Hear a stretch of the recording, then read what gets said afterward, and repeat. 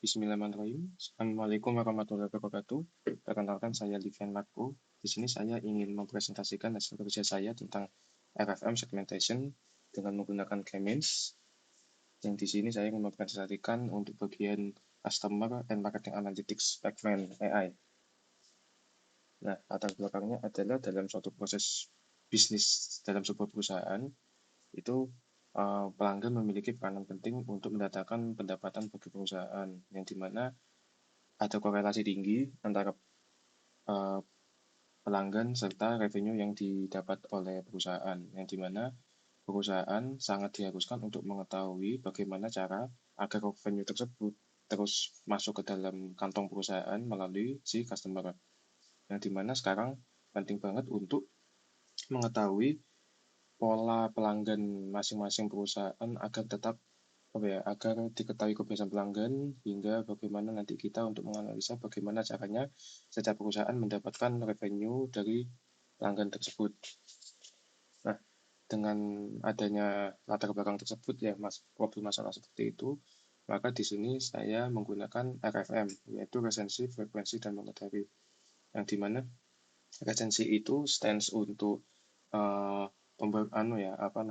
last transaksi dari seorang customer gitu, kapan dia baru melakukan pembelian. Lalu frekuensi dia itu seberapa sering dia itu melakukan pembelian pada perusahaan kami gitu. Lalu nextnya adalah total uang yang dibelanjakan. Jadi dianalisanya itu berdasarkan ini. Next itu dataset. Dataset yang saya gunakan di sini adalah online retail dataset from UCI ML Repo.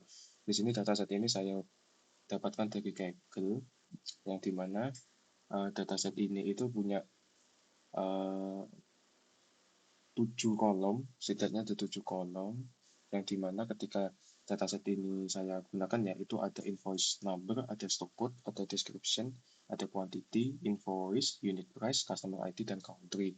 Yang dimana ketika saya coba cek untuk deskripsinya, dia terdapat 0 data. Ya, terdapat 0 data yaitu di customer ID dan di description.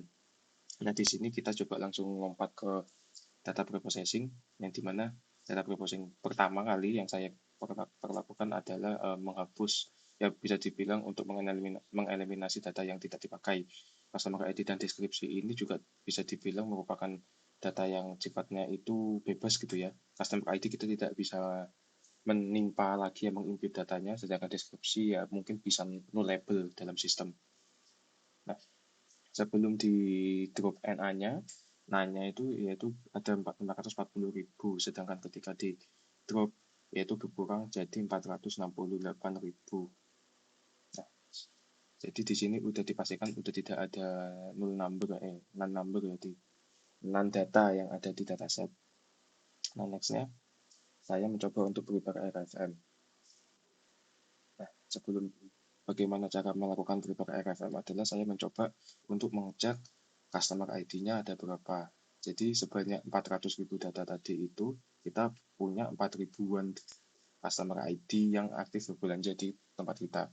Lalu coba kita cek datanya juga, link datanya, yaitu dari 2010 ya, bulan Desember tanggal 1 sampai 2011 Desember tanggal 9 dari data yang kita gunakan. Nah, dari itu coba saya melakukan penelitiannya itu di tanggal 1 untuk mengetahui seberapa banyak atau enggak seberapa sering ya customer ini itu belanja di kita, resensinya itu sampai sampai tanggal 1.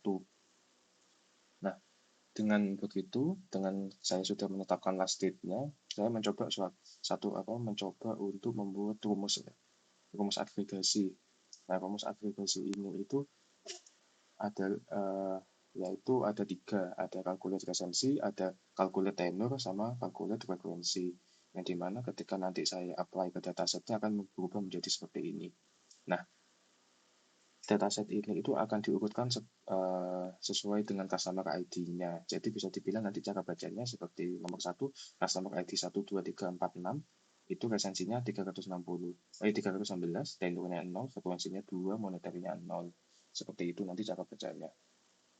Nah, nextnya coba saya EDA dulu ya, apakah ada data yang outlier atau tidak. Nah, Ini di sini coba saya cek adalah ternyata ada yang outlier banget, yaitu di data frekuensi dan monetary, yang dimana dia itu terlalu skew ya, terlalu tinggi di kiri gitu. Jadi ini mau coba saya drop yang outlier, dan dihasilkannya seperti ini. Jadi udah mulai tidak terlalu timpang banget dengan data-data yang lain gitu, yang tadi sebelah kiri sangat naik, yang sekarang udah bisa dibilang udah sangat sangat sustain gitu. Dan bahkan untuk di monetary udah mau untuk lonceng ya, udah mau ke distribusi normal. Nextnya saya menggunakan normalization, yang di sini normalisasi yang saya gunakan adalah min max. Mengapa min max yang saya gunakan, yaitu karena bisa dilihat kita juga punya data minus, kita juga punya data plus, dan data plusnya itu tidak bisa dibilang rentangnya sampai tak hingga gitu ya. Jadi saya ingin mengitukan membatasi gitu antara 0 dan 1, supaya dari fitur ke fitur ya, nilai dari fitur-fitur itu tidak jauh. Seperti contohnya ini ada 0, ada 311. Jadi 0 ke 6, 311 ini nanti saya rentangkan jadi 01 dengan normalisasi ini, supaya tetap bisa merepresentasikan datanya nanti gitu. Nggak melulu berarti resensi tinggi, tenur rendah berarti bisa dibilang resensi lebih berpengaruh. Tidak, saya tidak ingin itu, tapi lebih tepatnya ingin menyamaratakan begitu, dengan rentang 0 ke 1. Hasilnya seperti ini, bisa dilihat. Jadi dia tidak ada yang lebih dari 1, tidak ada yang lebih dari 0, tidak ada yang kurang dari 0. Nah, nextnya kita coba jalan ke K-means. K-means adalah satu algoritma clustering ya, pengkelasan gitu, yang dimana nanti tujuannya adalah ketika data itu lumayan random, kita dapat mengklasifikasinya. Nah, secara visualisasi seperti ini sih. Pertama, tidak ada data yang tergolongkan gitu. Next, habis dipakai K-means, maka kita dapat mengetahui, oke, ini yang 3 kelas ini yang terbaik gitu. Bukan terbaik ya, bisa bilang data tersebut bisa digolongkan menjadi 3 kelas. Nah, bagaimana caranya? Itu adalah K-means punya satu kelas, punya satu parameter yang dinamakan n cluster. N cluster ini merupakan jumlah kelas yang ingin kita apply ke dalam modelnya, yang dimana nanti kita juga ingin menggunakan elbow method ya, tapi sebelum itu ini bentuk code-nya gitu. Jadi kita akan mengelooping ya dari range 1 sampai 10 ini, dimana nanti kita ingin mengetahui kelas mana yang terbaik untuk data kita.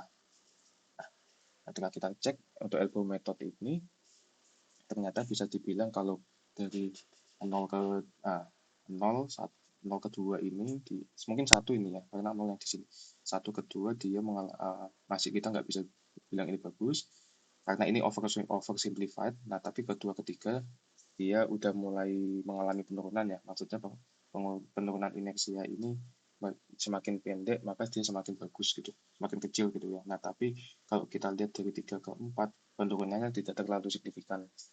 Kalau dia mungkin bisa semakin terkuncing ke sini, mungkin dia bakal dipakai menjadi base case. Nah, tapi karena 3 ke 4 ini tidak terlalu baik ya, tidak seperti 2 ke 3 gitu, yang turunnya langsung 200 ke 100, ke 150 kurang gitu ya. Maka kita coba ambil base case-nya itu 3, berarti kita akan menggolongkannya menjadi 3 kelas. Nah, dengan penggolongan 3 kelas tadi, kalau kita apply juga datanya, nah maka kita tahu clusternya itu seperti ini. Seperti ini.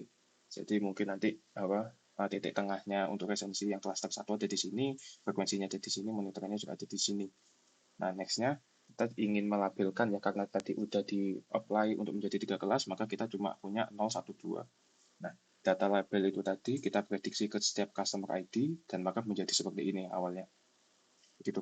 Nah, hanya saja kita masih belum tahu sebenarnya 0, 1, 2 ini dia itu stance-nya untuk apa? Apakah 0 itu dia yang baik? Apakah 1 dia itu yang buruk? Apakah dia 2 mungkin yang best? Nah, kita tidak tahu. Maka untuk mengetahui hal tersebut, kita agregasi lagi. Nah, di sini agregasinya saya menggunakan rata-rata kecuali label ya. Kita count aja. Saya juga ingin tahu count untuk label 0 itu berapa.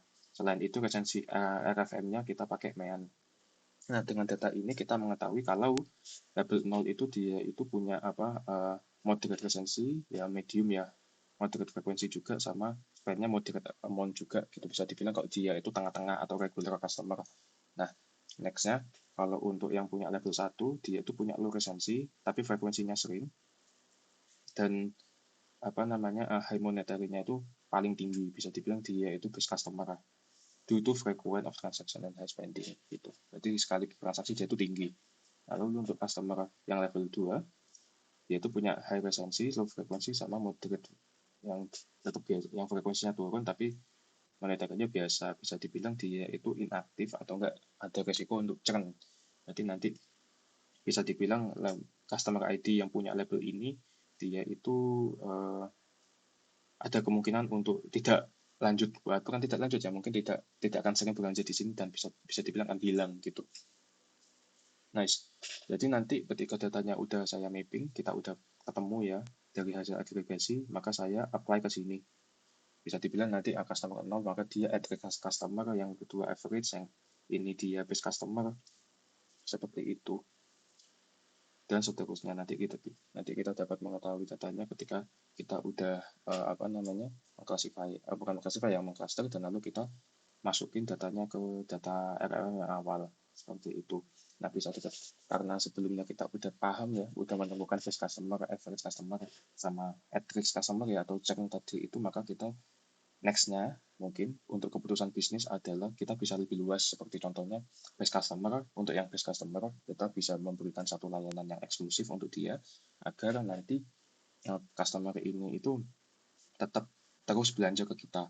Sedangkan average customer, mungkin kita bisa memberikan penawaran yang menarik lain gitu ya, seperti mungkin diskon untuk barang-barang yang dia sering beli itu, ya mungkin promo juga gitu ya. Jadi dia tetap sering dan mungkin bisa menaikkan monetary-nya dia. Serta untuk yang lain juga ya, frekuensinya juga bisa dinaikkan agar dia bisa naik ke base. Sedangkan untuk yang at-risk customer, mungkin kita juga bisa memberikan layanan ekstra ya. Mungkin bukan layanan ekstra dulu, tapi semacam info-info dulu seperti WA Blast gitu, agar dia tidak kehilangan info kalau kita punya harga barang seperti ini dengan harga sekian gitu. Kemungkinan juga bisa menarik ya, bisa dibilang untuk menarik customer, supaya customer bisa makin aktif lagi, mungkin bisa naik lagi ke average customer gitu.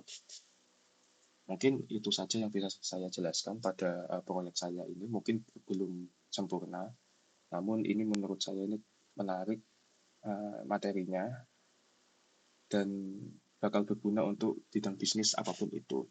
Jadi terima kasih banyak sudah meluangkan waktu. Wabillahi taufiq wal hidayah. Assalamualaikum warahmatullahi wabarakatuh.